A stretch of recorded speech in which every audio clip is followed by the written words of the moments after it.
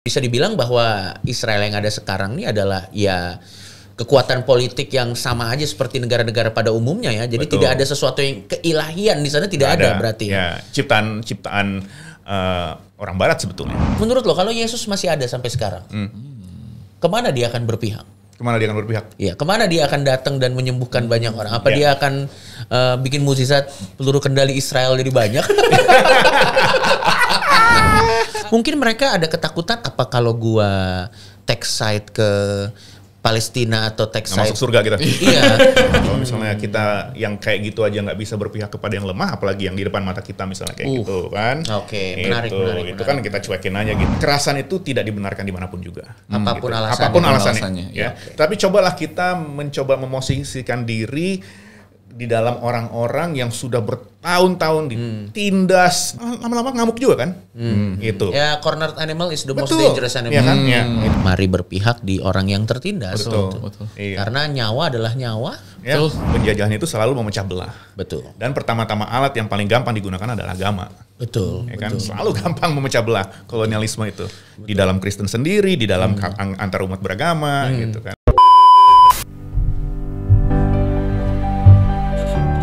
Hey, gue duduk sini bentar, gak apa-apa ya?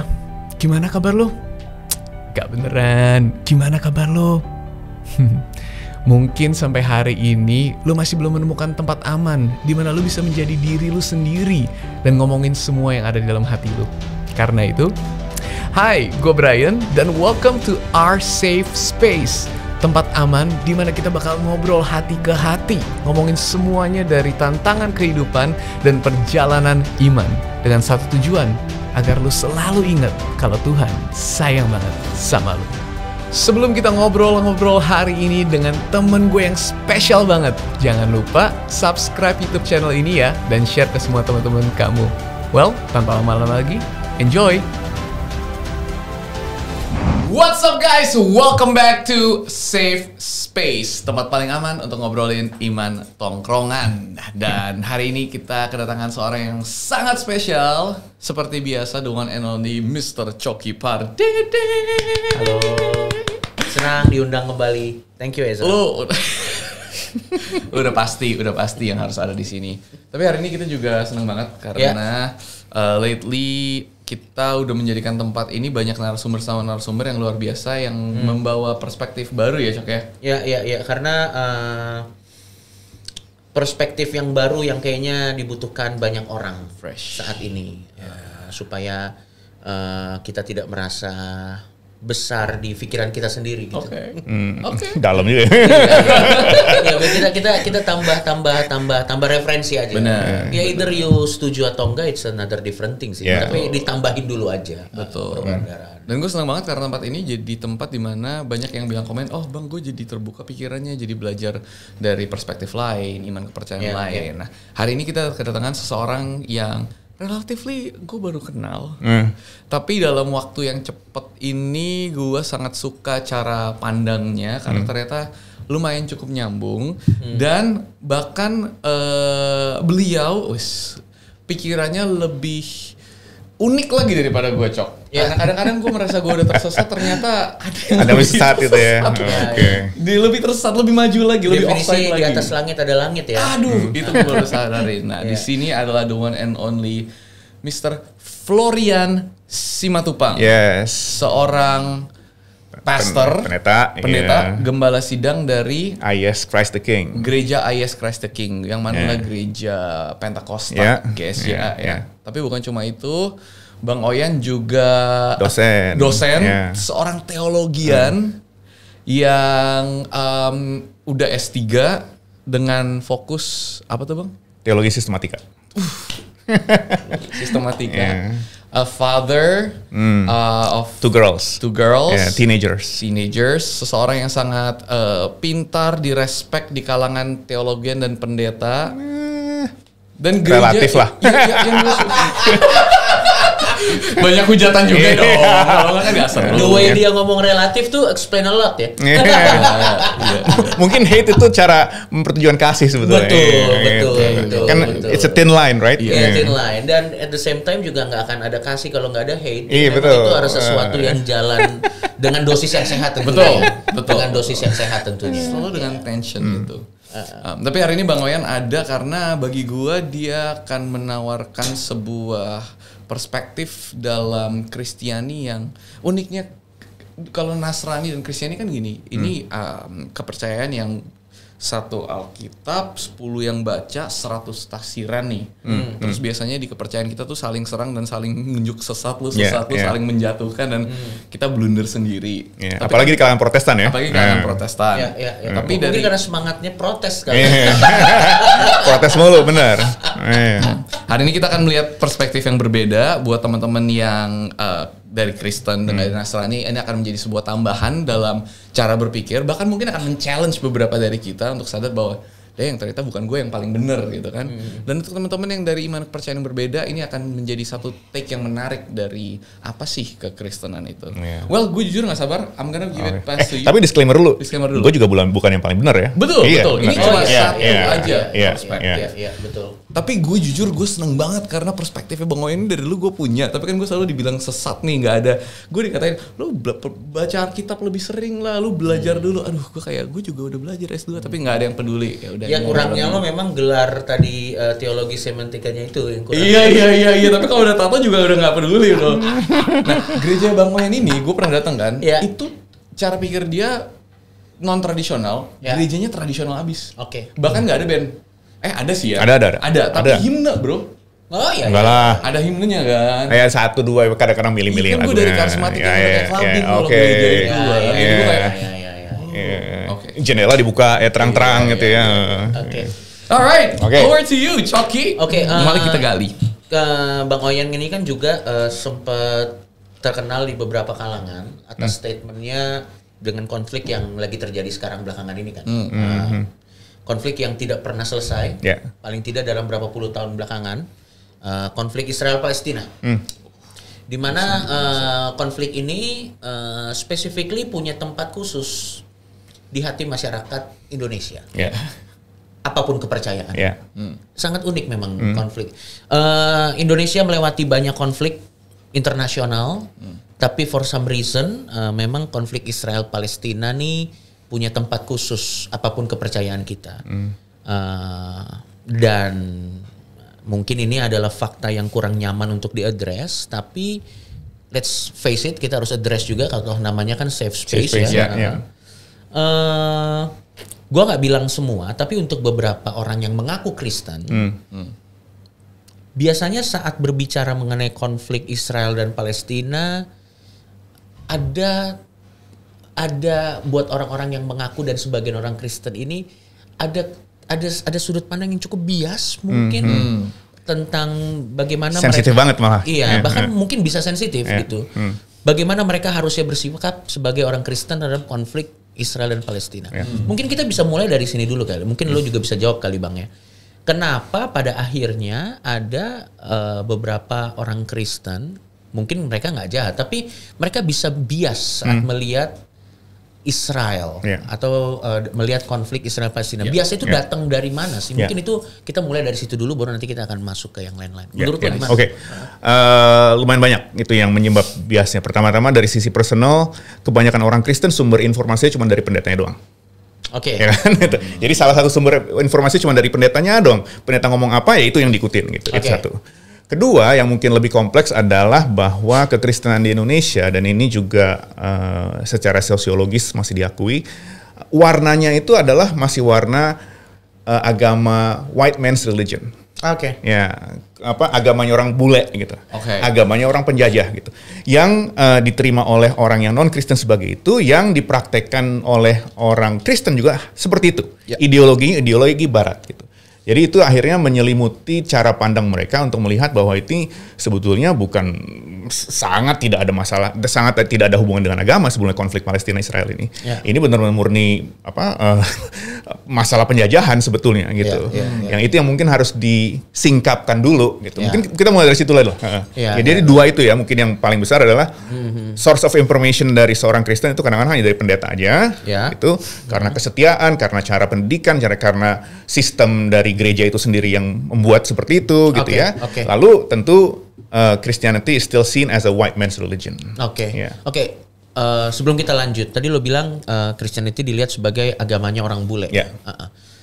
Seberapa besar hal itu mempengaruhi cara pandang dan yang lain-lain? Itu dulu kita mulai dari situ. Kayaknya menarik tuh. Menarik ya. Jadi gini, bentuk kolonialisme itu selalu memecah belah. Ya kan? Gitu. Kita dulu tahu waktu penjajahan Belanda itu ada politik pecah belah namanya divide et impera, ya kan? Itu juga sebetulnya terjadi dalam cara-cara penginjilan dulu. Misalnya ada aliran tertentu yang baru datang ke Indonesia menginjili gitu ya, menginjili dan narasi-narasi yang dibawa oleh penginjil-penginjil asing itu kepada orang Indonesia bahwa mengatakan gereja itu kurang bertobat. Gereja itu kurang Kristen, ya. Malah kadang-kadang singkatan-singkatannya itu dirubah misalnya gitu ya. Ada gereja ini udah masuk ke dalam penelitian yang dituangkan dalam sebuah jurnal akademis ya, oleh teman gue namanya Eka Putra Tupamahu, orang Ambon, dia sekarang tinggal di Amerika. Dia bilang misionaris itu datang gitu ya, terus ngasih nama baru ke gereja-gereja lain yang udah ada di Indonesia. Misalnya gereja Protestan Maluku, di rename jadi Gereja Pasti Mati. Kurang ajar nggak tuh kan? Lucu banget sih. GMIM itu ya di Gereja Minahasa, Gereja Masehi Injili Minahasa. Gereja Mati Iblis Menang. Itu narasi-narasi yang dikeluarkan gitu. Karena kita gereja yang paling bertobat. Gitu. Nah, akhirnya perpecahan itu terjadi secara internal. Gitu. Itu satu. Jadi itulah sebetulnya yang akhirnya makanya gue bilang kekristenan itu kadang-kadang masih menjadi white man's religion karena kita belum menginternalisasikan agama Kristen itu sebagai orang Indonesia. Gitu. Bisa nggak gue nggak tahu apakah terms ini tepat atau tidak ya. Berarti sebenarnya sebelum kita masuk ke konflik Israel Palestina, kita pakai step by step dulu aja ya. Berarti sebenarnya harusnya ada istilah Kristen Nusantara kah? Harusnya yang idealnya seperti apa sih? Kita gitu dulu aja. Boleh. Supaya kita punya pola pikir. Betul. Ya. Kalau misalnya menggunakan istilah yang populer dengan Islam Nusantara, mungkin juga perlu sebenarnya Kristen Nusantara. Yang seperti apa? Yang seperti apa? Kalau di dalam iman Kristen itu kan ketika ini bagi yang teman-teman non Kristen, maaf ini agak Christianis bahasanya. Di dalam iman Kristen itu kan dikatakan bahwa gereja itu dimulai dengan pencurahan Roh Kudus yang peristiwanya dirayakan secara lokal, tetapi itu sebenarnya merayakan sebuah peristiwa yang terjadi secara universal. Karena dikatakan Roh Kudus dicurahkan ke setiap manusia. Gitu bahwa jadi jauh-jauh sebelum murid-murid itu pergi dari Yerusalem ke Yudea ke Samaria ke seluruh dunia, Roh Kudus sudah duluan. Datang ke situ, gitu ya. Itu di Kisah Para Rasul 2, gitu. Nah, di Kisah Para Rasul 1, bab sebelumnya dikatakan engkau akan menerima kuasa ketika Roh Kudus itu dicurahkan. Ya. Yang dilupakan adalah kesadaran bahwa Roh Kudus itu sudah dicurahkan ke setiap orang. Akhirnya kekuasaan itu dibaca seakan-akan kuasa untuk I have something good to give you yang harus digituin. Padahal pertama-tama harus kita sadari dulu, ini orang yang gue jumpai ini udah didatengin Tuhan duluan dari gue. How does God work in that person? Kita building bridges gitu. Tetapi yang akhirnya menjadikan adalah sebuah kuasa yang gue mendominasi lo dengan pemikiran gue gitu. Nah, itu yang mungkin modenya karena kan maaf aja sejarah kekristenan di mana-mana kan berhubungan dengan kolonialisme juga kan. Memang. Gue orang Batak, HKBP itu pertama-tama datang ketika orang Belanda nggak bisa nguasain Batak karena banyak sekali raja-raja suku-suku gitu kan susah disatuin. Akhirnya mereka ngirim misionaris Jerman gitu. Jadi ada selalu bentuk kolonialismenya gitu kan untuk menguasai. Oke lah ada sisi buruknya, tetapi juga kita harus sadari bahwa kembali kepada kitab suci, Roh Kudus sudah dicurahkan ke setiap manusia. How does I understand God working in you and you? Dan kita bikin jembatan gitu. Penginjilan itu building bridges gitu. Berarti sebenarnya lebih ke hubungan antar manusianya. Betul sekali. Daripada diskusi perdebatan teologi. Nggak bakal habis sih. Yang mana kadang kita malah terjebak di perdebatan itu yang ironisnya perdebatan itu malah membakar jembatan yang harusnya dibangun. Betul sekali, iya. Gitu. Jadi akhirnya itu nyambung lagi ke konteks yang dia bilang tadi, Bang Oyan bilang tadi mengenai building bridges gitu, apa namanya, dan kolonialisme. Oke. Berarti gue mau tambahan nggak soal building bridges? Sebetulnya tugas keimaman itu adalah building bridges.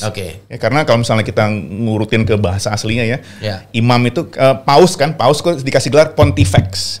Pontifex ya. Bahasa Latin ini. Bahasa Latin kan. Pontifex itu turunannya dari bahasa Latin pons untuk jembatan. Dia menjembatani umat ke Tuhan dan dia menjembatani Tuhan ke umat. Nah itu juga sebetulnya karunia itu diberikan kepada setiap orang. Dan ketika kita sudah kayaknya tahu duluan, ya itulah yang kita jembatani gitu. Bukan I have some knowledge yang lebih hebat daripada lo harus tahu gitu, bukan kayak gitu. Ini balik yang tadi kan, yang meng-acknowledge bahwa orang itu siapapun dia dan Tuhan udah ada punya cara hubungannya sendiri dan berarti identitasnya udah ada sendiri dan kita tidak membawa identitas kita nih gue Kristen lu makanya lu Kristen jadi apalagi dengan definisi Kristen yang punya gue gitu kan ini Kristen buat gue lu harus ikutin kayak gitu Oke, berarti berdasarkan apa yang kita obrolin tadi ya ini pasti jelas simplifikasi ya tapi berdasarkan diskusi kita tadi bagaimana seharusnya orang yang mengaku Kristen atau yang merasa dirinya adalah Kristen itu melihat, balik lagi ke pertanyaan awal, melihat konflik ini di mana dia harus berpihak gitu. Apakah netral? Apakah berpihak kepada sipil kan? Gua akan coba assess apa yang opsi yang ada di sosial media aja. Apakah harus netral? Apa berpihak kepada Hamasnya? Apa berpihak kepada masyarakat sipilnya? Apa berpihak kepada Israelnya? Apa berpihak kepada IDF-nya? Apa yang harusnya orang Kristen lakukan? Atau orang yang mengaku Kristen ini supaya ini jadi tontonan yang bisa dinikmati oleh orang Kristen dan orang yang bukan Kristen pada saat menonton podcast ini jadi universal. Gimana Bang? Menurut lo? Negara Israel itu tidak ada hubungannya dengan Israel yang ada di Alkitab. Itu harus disadari. Kalau misalnya ada lagi yang bertanya, gue mencoba jadi devil advocate-nya. Ada lagi yang bertanya, how do you know bahwa Israel yang sekarang itu bukan Israel yang dimaksudkan dengan yang ada di Alkitab? Itu gimana jawabannya? Pertama-tama, pandangan iman Yahudi sendiri menolak kembalinya mereka ke tanah perjanjian itu melalui kekerasan. Itu satu fundamental ya, bahwa iman Yahudi itu mengatakan kita akan kembali ke tanah ketika Mesias itu datang. Berarti secara organik harusnya. Secara organik, secara keimanan gitu. Dan secara keimanan yang tidak melibatkan tank, bom, pasukan, dan apapun yang terjadi saat ini. Gitu. Nah, sampai mana ya gue tracknya? Respon orang Kristen ya. Harus menyadari bahwa negara Israel itu bukanlah penerima perjanjian kepada Bani Israel yang ada dalam Alkitab. Karena pertama Israel itu adalah negara sekular, kan? Bukan yang negara Israel hari ini. Negara sekular. Memang ada orang Yahudi di dalamnya, tetapi negara sekular. Orang yang beragama Yahudi dari yang ortodoks sampai yang reform itu sangat banyak yang melihat, kecuali yang udah kemakan nasionalisme melihat bahwa apa yang negara Israel lakukan tuh nggak sejalan dengan iman mereka. Gitu. Bahkan ketika mereka pertama-tama ditawarin tanah Palestina, itu mereka mengatakan nggak bisa nih kesini gitu. Palestina itu urutan kedua, bahkan ketiga, bahkan ketika orang Eropa ingin memindahkan mereka. Gitu. Itu sebenarnya masalahnya ada orang Yahudi mau dipindahkan gitu. Ini ada sejarah, nanti kalian bisa cek sendiri. Jadi memang ada masanya pada saat itu memang orang-orang di Eropa juga sudah istilahnya sebel dengan keberadaan orang Yahudi di anti-Yahudi, Dan itu sebenarnya perlu dibasmi juga bahwa antisemitisme itu bukan sesuatu yang benar. Betul. Jadi sebenarnya kita harus coba luruskan pola pikir dulu pada saat itu kenapa konteksnya Inggris karena Inggris yang menawarkan Inggris menawarkan tanah kepada orang Yahudi itu bukan dari kebaikan hati sebenarnya. Kita harus They wanna get rid of them. kita sama dulu nih di sini. Itu bukan dari kebaikan hati, tapi karena pada saat itu memang antisemit itu lagi sangat populer di Eropa saat itu, makanya dia pengen get rid. Dan pada saat itu tanah yang pertama kali ditawarkan nggak langsung Yudea itu. Bukan, di Uganda, di Afrika, di Amerika Selatan dekat Argentina gitu kan. Ya. Dan ini sumber yang bisa dicek di mana-mana. Ya. Ini bukan opini, bukan kita ngarang, ini bukan opini, ini bukan. Silakan dicek. Oke. Berarti harusnya orang Kristen yang satu tadi poin pertama lo bilang harus bisa membedakan bahwa negara Israel yang ada saat ini beserta banyak instrumennya itu bukan Israel yang digambarkan dalam Alkitab. Bukan. Ya, secara iman Yahudi dan juga secara iman Kristen yang ada satu ideologi yang mengatakan memang itu seperti adanya, tetapi itu juga muatan ideologisnya kental, namanya teologi dispensasional. Bisa dijelaskan? Ya nanti mungkin kita. Jadi teologi dispensasional itu melihat bahwa ketika bait Allah itu dibangun kembali di Yerusalem, Tuhan Yesus akan datang kembali gitu gitu. Itu makanya mereka mendukung gitu. Jadi iman yang terlalu pengen ke surga cepet-cepet lah gitu. Gitu. Final season gitu. Yang left behind, yang diangkat-angkat itu ya. Nah, tapi lucunya orang-orang Kristen ini adalah orang-orang Kristen Zionis. Tapi sebetulnya antisemit. Kenapa? Nah, ini ironis. Ironis banget. Ini ironis. Ya kan? Iya. Tapi bisa ditunjukkan nggak ke teman-teman ironisnya konkretnya seperti apa gitu misalnya? Karena mereka sebetulnya berangkat dari ideologi white supremacy. Menarik, sangat menarik. White supremacy itu satu. Terus kekristenannya itu adalah kekristenan yang sebetulnya sangat self-serving. Itu bahwa ya udah kita pengen Tuhan Yesus cepat-cepat datang segala macam cara. Sebenarnya egois ya. Begitu sebetulnya self-serving banget gitu. Yang sangat antitesis sebetulnya dengan pribadi Kristus kan sebetulnya. Iya. Ini pribadi-pribadi dan orang-orang di kebanyakan Americans ya. Americans yang populer sangat di Amerika. Gitu. Berarti gitu. Sebenarnya sudah cukup menjelaskan, cukup jelas bahkan sampai level ini bahwa memang pertama-tama untuk melihat konflik ini kita harus tinggalkan dulu bias-bias yang agamanya. Bias-bias agama dan harus melihat konflik ini sebagaimana adanya sebuah konflik ya pelanggaran hak asasi manusia sebenarnya. Dan penjajahan. Dan penjajahan itu. Dan kita harus ingat bahwa penjajahan itu selalu memecah belah. Betul. Dan pertama-tama alat yang paling gampang digunakan adalah agama. Betul. Ya kan? Selalu gampang memecah belah kolonialisme itu. Di dalam Kristen sendiri, di dalam antar umat beragama gitu kan. Berarti sebenarnya harusnya berangkat dari pembahasan mengenai konflik ini ya. Seharusnya orang yang mengaku Kristen atau orang Kristen ini melihat bangsa Israel yang disebutkan di Alkitab tuh harusnya dengan kacamata apa sih sebenarnya Bang? Lo ngerti nggak maksud? Itu kan tadi kan udah dijelasin ya bahwa yang sekarang nih bukan. Nah berarti kita nih atau orang-orang Kristen nih. Negaranya yang bukan ya? Iya, negara harusnya melihat bangsa Israel ini seperti apa. Bangsa Israel sekarang harus dilihat seperti apa gitu. Itu pertama. Dan yang kedua, berarti ya kalau misalnya Israel masih ada nggak sebenarnya Israel yang digambarkan umat pilihan di Alkitab itu masih ada nggak gitu? Frasa umat pilihan itu seringkali digunakan sebagai catch-all phrase yang akhirnya menjustifikasi orang Israel paling benar gitu kan. Gitu. Padahal kalau misalnya kita telusuri apa arti umat pilihan itu, Allah memilih Israel untuk melakukan sesuatu. For a purpose gitu kan. Itu. Ezra juga Judaisme juga. Ini bukan untuk pilihan bahwa bukan hierarkis gitu. Gue milih Brian karena gue nggak terlalu suka sama lu berdua gitu. Karena kalau begitu ya pada akhirnya Tuhan jadi agak rasis juga. Betul. Yang mana kalau dia ada kan pasti tidak rasis ya. Iya. Oke, berarti bisa dibilang bahwa Israel yang ada sekarang ini adalah ya kekuatan politik yang sama aja seperti negara-negara pada umumnya ya. Jadi tidak ada sesuatu yang keilahian di sana tidak ada berarti. Ya, ciptaan orang Barat sebetulnya. 1948 kan gitu. Sejarahnya ya kalau misalnya mau kita telusuri, orang-orang Yahudi memang terbuang lah dari tanahnya, bersebar kemana-mana di Eropa kebanyakan yang Ashkenazi Jews ini kan yang Eropa itu kebanyakan di Eropa Timur dan di Eropa Barat. Mereka itu sebenarnya sudah disegregasi, disegregasi dalam ghetto-ghetto mereka, nggak boleh punya properti. Terus lucunya yang dikasih izin oleh penguasa The Holy Roman Empire buat mereka itu adalah untuk minjemin duit. Usury karena menurut gereja minjemin duit itu haram, itu kan? Iya, betul. Udah itu dikasih ke Yahudi lah gitu kan, biar aja lo orang kotor lo, gitu. Tapi jadi tajir. Jadi tajir. Benar. Iya. Begitu ditajir oleh yang penguasa-penguasa, dipajekin lagi tambah banyak. Iya.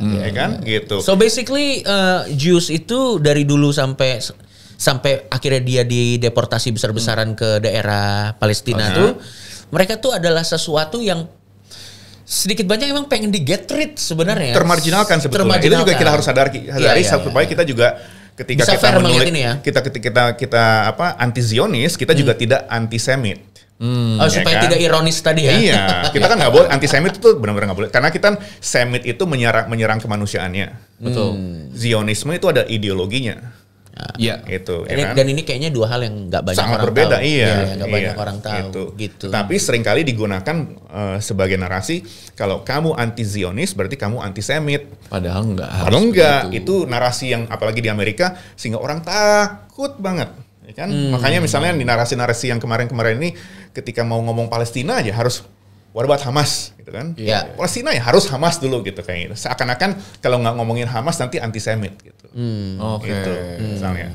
Tapi kalau misalnya gue langsung pertanyaannya agak to the point. Tadi kan udah cukup lah kita lay foundation ya. Kita udah cukup ngasih fondasi gitu. Oke, pertanyaannya gue naikin lagi sedikit. Menurut lo kalau Yesus masih ada sampai sekarang, kemana dia akan berpihak? Kemana dia akan berpihak? Iya, kemana dia akan datang dan menyembuhkan banyak orang? Apa dia akan bikin mukjizat peluru kendali Israel jadi banyak? Atau dia akan maksud gue it's a fair question loh. Ya benar. Menurut lo gimana? Benar. Kalau misalnya kita melihat Yesus adalah karakter yang selalu berdiri di sisi orang yang terpinggirkan, gue percaya dia akan lahir di occupied territory. Dan itu bukan hanya pandangan gue saja, ada seorang teolog Palestina, Munter Isaac namanya, di interview di Al Jazeera, menarik sekali. Dia mengatakan bahwa kok aneh nih orang-orang Kristen Barat ini ngelihat kita sebagai warga negara kelas 2, sebagai iman ya, saudara seiman. Kita nih orang-orang Kristen, bahkan kadang-kadang mereka mau apply loan untuk studi apa segala macam, udah sama cocok Kristen, tapi akhirnya ditolak karena mereka orang Palestina. Ironis kan? Iya, sangat ironis. Ironis banget. Padahal orang yang notabene nggak seiman, bahkan mungkin nggak ada imannya gitu, dibantuin miliaran dolar tiap tahun gitu tanpa pertanyaan gitu. Kalau kembali ke pertanyaan lo, kalau misalnya Yesus lahir sekarang, dia akan ada di occupied West Bank atau di occupied territory di Bethlehem dan seterusnya. Di balik tembok itu ya. Kan Bethlehem dibikinin tembok tuh kan gitu. Betul. Dia akan di sisi orang Palestina. Betul. Berarti memang dari dulu sampai sekarang berdasarkan apa yang gue pahami dari Alkitab, karena kan gue sempat baca Alkitab bahwa Yesus itu akan selalu jadi musuhnya orang Farisi memang. Sebetulnya. Di mana orang Farisi berada, dia akan di seberangnya pasti. Dan Farisi juga gue akan hati-hati mengatakan Farisi bahwa kelompok tertentu, tapi Farisi itu yang terlalu agamawi lah gitu kan. Gitu. Betul. Nah, menurut gua diskusi kita ini udah menurut gua cukup netral dan cukup bisa memberikan perspektif yang reasonable menurut gua untuk menghilangkan bias-bias tertentu dalam melihat konflik ini. Berarti memang marilah kita melihat konflik ini sebagaimana apa adanya tanpa embel-embel terutama keilahian atau ke apa. Karena mungkin gini kali, gue coba ke orang yang dari kacamata orang yang bias, gue coba memahami dulu ya. Mungkin mereka ada ketakutan apa kalau gue take side ke Palestina atau take side masuk surga kita. Iya, ini adalah blasphemy to some extent karena ini adalah Israel dan dari dulu saya diajarkan di gereja bahwa pada saat kita berbicara mengenai Israel itu adalah keturunan Daud dan Daud adalah Yesus. Bagaimana? Tapi tadi udah cukup jelaskan bahwa itu tidak ada hubungannya. Iya, menarik sekali gitu. Dan akhirnya harusnya sih jadi cukup jelas ya, dan kita harusnya bisa as a human being ya bisa berbicara apapun kepercayaan lu pada akhirnya yang menyatukan kita ya kemanusiaan itu sendiri. Gitu. Makanya gue pikir posisi kita sebagai orang Indonesia itu udah cukup benar. Gitu, karena posisi Republik Indonesia mendukung Palestina itu bukan karena agama atau gimana gitu, tetapi karena kita adalah bangsa yang menolak penjajahan. Ya kan pembukaan Undang-Undang Dasar 45 kan bahwa kemerdekaan adalah hak segala bangsa gitu. Itu dasar sebetulnya dukungan kita. Nah, gitu. gue mau bawa situ push sedikit lagi ya. Boleh. Karena Bang Oyan ini dari awal konflik masalah ini terjadi, menurut gue dari semua, gue kan lumayan kenal nih pendeta-pendeta semua kan. Di saat mungkin beberapa ada yang mungkin bentuk pro Israelnya bukan kayak hancurkan, bukan gitu, tapi kayak mari kita berdoa buat Israel, ayo kita berdoa buat Israel, kasihan Israel. Jadi bentuk pro Israelnya seperti itu, which is masih masuk akal lah ya, masih oke kan. Itu ada beberapa pendeta dan lumayan banyak. Beberapa pendeta lain atau pemimpin-pemimpin Kristiani lain mungkin diem, nggak berani ngepost, sensitif kan. Tapi cuma Bang Oyan dan sudah sangat sedikit 1-2 yang langsung dari hari pertama vokal pembelaannya terhadap Palestina. Sampai ada yang mute kali ya. Iya, bisa jadi. Dan biar aja lah apa. Sekarang hari ini setelah apa yang terjadi, kekejian dari pihak Israel dan lain-lain, mungkin banyak yang udah mulai berani ngepost terbuka ya, kasihan Palestina ini lebih tersentuh. Tapi Bang Oyan dari hari pertama sebelum terlalu macam-macam, dia langsung berdiri dan kayak ini nggak benar. Dan dia menyebut Israel bahkan di post-post ya Instagramnya bukan Israel, dia pakai kata-kata apartheid, dia pakai kata-kata lagi ya?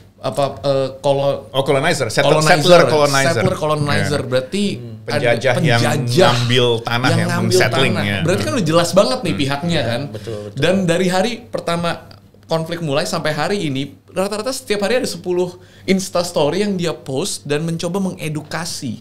Sangat vokal dari pertama. Pertanyaan pertama gue adalah, kenapa Bang Oyan berani? Gue ngerti kalau pendeta lain kayak, aduh jangan nih sensitif, nanti domba gue pada bingung, nanti umat gue pada pergi, nanti pada nggak perpuluhan. A lot of good alasan yang baik, jangan terlalu macam-macam. Tapi kenapa lu berani banget? Itu yang pertama. Dan yang at the back of that yang gue pengen nanya adalah, apakah itu artinya buat lu Bang Oyan sebagai, tadi kan udah dibilang nih, sebagai orang Kristen kalau iman kita begini sebaiknya bagaimana, dan lu masih mengambil yang oke, kita dispel aja lah biasnya. Tapi apakah itu cukup? Atau kita harus, apakah cukup untuk kita sebagai orang yang bilang kita cinta Tuhan Yesus, kita orang Kristen, cukup untuk kita nggak mendukung? Atau apakah kita harus mengambil satu posisi yang mungkin pertanyaan lebih sharpnya adalah apa konkretnya? Apa konkretnya? Sebagai orang yang mengaku Kristen atau yang merasa pertama dulu ya. Yang pertama dulu, kenapa lu seperti itu? And then itu apa konkretnya? Maksud gue biar pada akhirnya kan ini juga jadi jadi harusnya gue dapat referensi nih. Betul. Ternyata konkretnya gini. Oke, jadi gimana? Apa alasannya? Yang pertama, kenapa lu vokal banget? Mungkin itu ya, bahasanya agak rohani gitu kan, bahwa suara kenabian itu selalu against the grain. Melawan arus. Kalau misalnya kita baca Perjanjian Lama, sebetulnya nabi-nabi gede itu, Yeremia, Yesaya, itu kan selalu mengkritik. Iya, selalu mengkritik centers of power. Makanya mereka bahkan dibenci sama kaumnya sendiri. Iya, gitu. Itu mungkin dalam pikiran itulah gua melangkah. Itu pertama. Ya Yesus Yesus juga menyuarakan suara kenabian. Betul. Gitu. Ya itu loh, itu yang gue pegang. Kalau misalnya gue nanti takut ada orang yang nggak berpuluhan, I think I'm there for the wrong reason gitu. Itu satu. Dan tentu suara kenabian itu selalu berpihak kepada orang-orang yang lemah. Kalau misalnya kita ingat Yesus kan dia ke sinagoga, dia katakan saya diurapi, ya kan? Urapi itu pengurapan itu artinya apa? Kabar baik buat orang miskin, pembebasan orang yang ditawan, penglihatan bagi orang buta, pembebasan bagi orang yang tertindas. That is the meaning of anointing. Bukan sebetulnya. Bukan anointing apalah gitu kan. Saya nggak mau menjelekkan praktek spiritual karena manifestasi spiritual tuh ada yang masa-masa untuk dinikmati juga. Gitu. Tetapi kembali ke arti ketika Yesus sendiri mengatakan I am anointed by the Spirit. Apa arti anointed? Itu dia. Kabar baik untuk orang miskin. Pembebasan untuk orang yang ditawan. Penglihatan bagi orang buta. Dan pembebasan bagi orang yang tertindas. Gitu. Nah, yang ini yang gue pegang yang ketiga. Pencelikan mata buat orang yang buta. Itu gue baca bukan hanya sebagai pencelikan mata orang yang buta secara fisik. Tetapi orang yang dibutakan oleh pemikiran. Dan seringkali pemikiran itu membutakan kita dan bisa kita jalankan karena kita mempunyai privilege. Kita mempunyai power. Ya kan? Gitu. Kita dibutakan dan kita bisa tinggal dalam kebutaan itu karena kita punya power. Gitu. Contohnya ya, di narasi ini kan di Lukas tuh yang itu kan Yesus udah mau ke Yerusalem untuk disalib lah gitu ya. Dia jalan ke Yeriko. Nah, di Yeriko, di jalan menuju Yeriko itu Yesus ketemu orang buta yang harus minta-minta. Ya. Dicelikan matanya.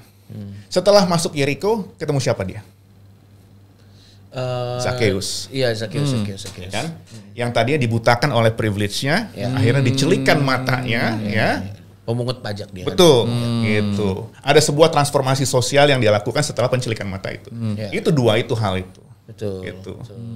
Itu dia. Jadi ya mungkin kenapa ya gua ingin paling tidak dengan suara gua mencoba kadang-kadang dengan lantang, kadang-kadang dengan halus untuk wanita bisa tergantung situasinya. Iyalah, tergantung situasinya. Itu kan tadi pertanyaan pertama. Betul. Itu drive lo berarti. Ya, itu drive lo. Okay. Dan yang kedua berarti harusnya konkretnya bagaimana orang yang mengaku Kristen nih.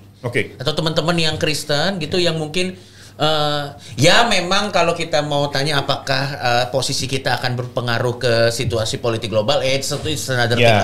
Tapi menurut lo konkretnya gimana? Kalau gue nggak berkaca kepada posisi gue sendiri sebagai pendeta, ya lakukanlah itu dengan posisi gue. Misalnya berpihaklah kepada yang lemah. Netralitas itu adalah sebuah bentuk complicity. Apa ya complicity bahasa Indonesia? Keabayan dan malah ikut-ikutan ambil bagian. Gitu. Silence is complicity. Iya, kan gitu. Kalau kita membiarkan penindasan itu terus-terusan, kita diam, artinya kita ikut serta dalam penindasan itu. Dan itu kan sebenarnya adalah apa namanya istilahnya cop out apa ya? Cara yang gampang gitu kan ya. Dari itu. Gua iyalah gitu ya udah gitu ya kan. Itu kan that's everyone can do that gitu. So basically ini analoginya seperti ada orang yang diam saat melihat pembulian di depan mata. Am I right? Cop out ya kan? Ya udah. Tralah gua apa gitu ya. Gua mendoakan dua pihak bla bla bla kayak gitu. Tapi kalau misalnya gue mencoba jadi devil advocate lagi ya supaya percakapannya lebih hidup gitu. Kalau misalnya muncul lagi tapi keberpihakan gua terhadap yang lemah ini apa fungsinya? Apakah ini akan bikin gua menunjukkan iman gua sebagai Kristen? Tapi untuk apa sih? Toh ini juga tidak akan berpengaruh langsung atau tidak langsung kepada penindasan yang terjadi oleh Israel atau IDF saat ini gitu. Berarti melakukan ini untuk apa sebenarnya? Misalnya kita menunjukkan posisi kita forward gitu. Karena kan apakah itu akan berpengaruh langsung, it's a two different thing. Jadi forward kita melakukannya. Itu mungkin buat apa? Reframing dari cara kita melihat dunia ya sebetulnya kan. Kalau misalnya kita yang kayak gitu aja nggak bisa berpihak kepada yang lemah, apalagi yang di depan mata kita misalnya kayak gitu kan. Menarik. Itu kan kita cuekin aja gitu satu gitu. Dan kita harus perlu ngelihat cara-cara narasi-narasi yang diberikan itu juga apakah ini propaganda atau bukan kayak gitu. Ya kan? Itu satu lagi. Misalnya mungkin nanti kita mau bahas what about the Hamas question gitu kan. Mana waktunya udah tinggal dikit. What about Hamas question? Pertama-tama kekerasan itu tidak dibenarkan dimanapun juga. Apapun alasannya. Tapi cobalah kita mencoba memosisikan diri di dalam orang-orang yang sudah bertahun-tahun ditindas, lama-lama ngamuk juga kan. Gitu. Ya, cornered animal is the most dangerous animal. Ya kan? Gitu. Terus kalau kita bandingkan kekuatannya, Hamas berapa sih? 100 ribuan orang kira-kira. Ya kan dengan persenjataan seadanya. Seadanya. Ya mereka punya roket tapi dibanding IDF jauh lah. Yang dapat miliaran dolar dari Amerika gitu kan. Gitu. Terus pengkategorian terorisme itu juga kita harus hati-hati. Gitu. Karena misalnya gini, Nelson Mandela, presiden Afrika Selatan dari tahun 94 sampai 99, ya kan? Itu masih ada di dalam teroris list dari FBI sampai tahun 2008. Pengupdateannya cukup lama ya. Ya kan? Jadi kita juga harus lihat ketika orang Barat mengatakan narasi-narasi teroris, kita juga harus lihat tanpa membenarkan kekerasan. Teroris bagi satu orang bisa juga pejuang kemerdekaan buat orang lain. Ini cukup kembali menarik. kepada perjuangan Indonesia misalnya kan kita. Ya pada saat itu pejuang kita juga Diponegoro teroris. Insurgent buat mereka. Exactly. Kalau gue tuh punya perspektif yang cukup menarik ini. Sebenarnya jadi kan Palestina ini kan ada dua, ada West Bank sama satu lagi ada yang Gaza. Terakhir kali pemilu di Gaza itu 2006 kalau gua nggak salah. Tolong dikoreksi. 2006 terakhir kali pemilu dan Hamas. Iya, dan yang menang Hamas. Buat beberapa orang akhirnya ini menjadi argumen yang mengatakan bahwa mereka at some point bahwa masyarakat di Gaza tuh share value dengan Hamas gitu karena toh mereka menang pemilu gitu. Tapi yang poin lain yang harus kita ingat bahwa yaitu pemilu terakhirnya 2006. Sampai sekarang nggak ada pemilu lagi. So basically bahkan ada sumber-sumber tertentu yang mengatakan saat dilakukan polling bahkan masyarakat Gazanya sendiri juga tidak align dengan beberapa ideologi Hamas. Itu yang pertama. Itu satu dulu. Kita biar kita harus se-fair mungkin. Itu satu. Dikupas itu kita harus karena memang ini kompleks nih. Kalau kita nggak peeling satu-satu nanti orang akan dapat wrong impression gitu. Ini satu. Terus yang kedua juga sebenarnya kalau kita mau tanya lagi pertanyaan yang paling core-nya lagi adalah what choice do they have? Maksud gue kayak gini, yang harus kita pahami bahkan di Gaza itu mereka punya partai komunis loh. Gaza tuh gue nggak tahu di Gazanya atau di Palestinanya, tapi mereka punya partai komunis. Dan di Palestinanya Palestina mereka ada Fatah dan mereka ada Hamas. Gitu. Fatah menarik sekali tuh. Kalau Fatah ini kan dia tetap melakukan perjuangan, tapi perjuangannya cukup diplomatis. Salah satu perbedaan mendasar antara Fatah dan Hamas adalah Fatah recognize Israel as a state.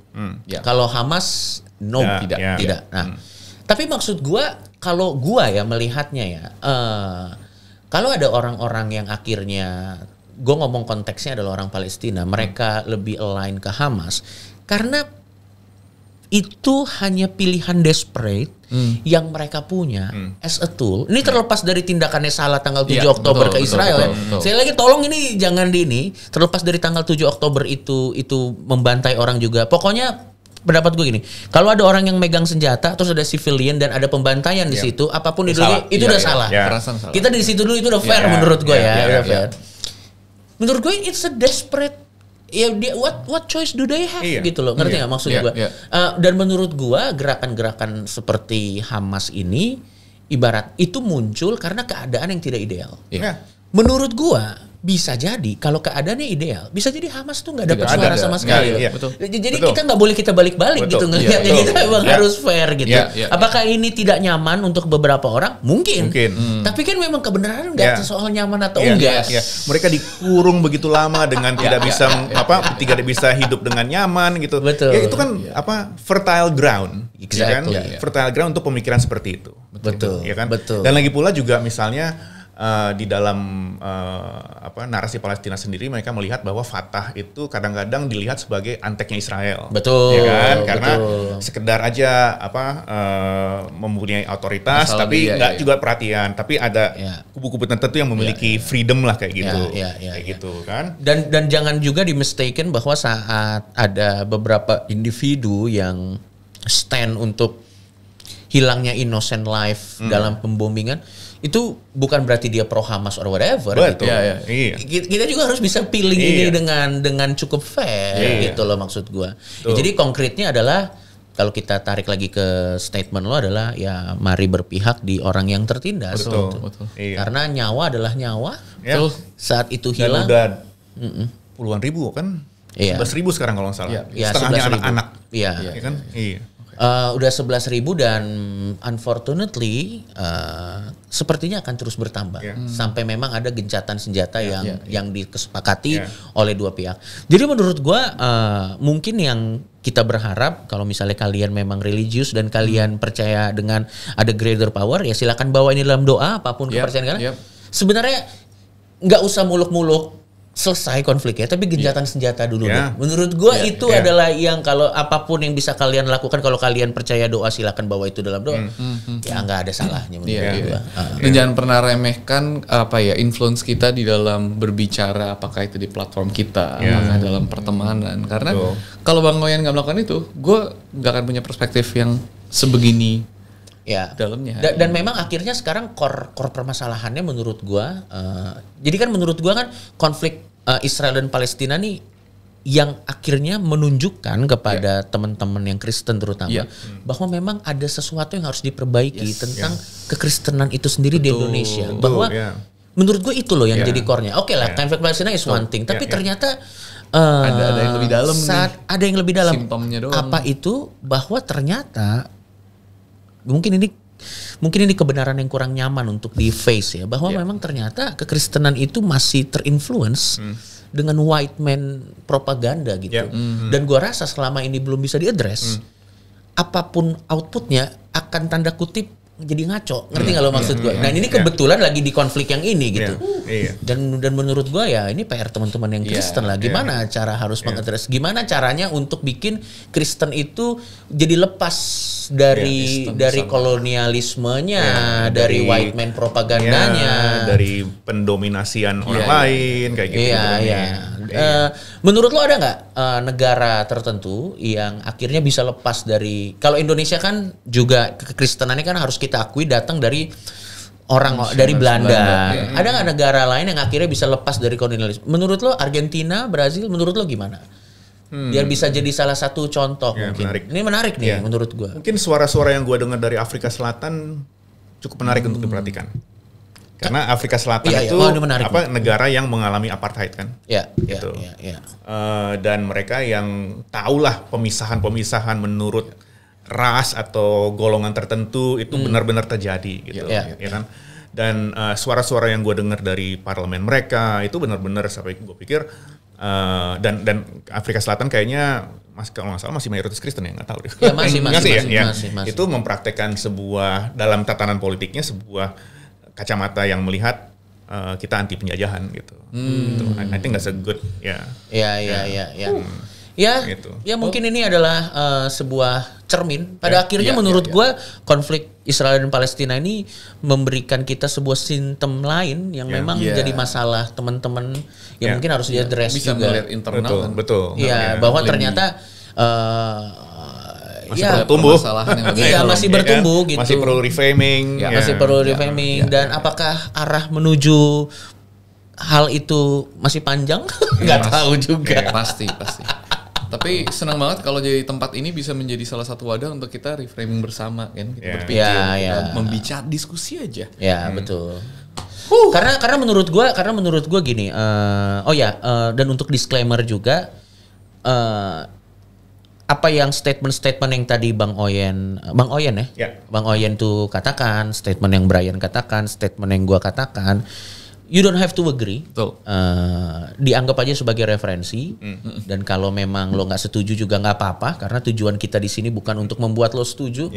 Tujuan kita di sini untuk menambah hasanah perbendaharaan referensi kalian. Kalau kita maunya niat buat setuju kan itu kolonisasi sendiri.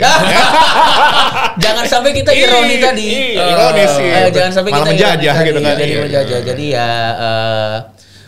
tapi kalau misalnya ini ternyata bisa memberikan sebuah pemahaman baru buat teman-teman yang menonton ini, dan kalian jadi merasa harus melakukan sesuatu, lakukanlah itu. Tapi tentunya dengan cara yang bijak juga karena bahkan Bang Oyen pun yang cukup vokal soal ini tadi, menarik sekali ada yang gua highlight. Kadang lo harus keras, tapi kadang juga harus santai gitu. Jadi memang membaca situasi juga penting supaya jadi produktif, bukan kontraproduktif. Kalau menurut gue kayak gitu sih. That's awesome. Dan kesehatan mental kita juga kan. Betul. Kalau spanning terus, waduh.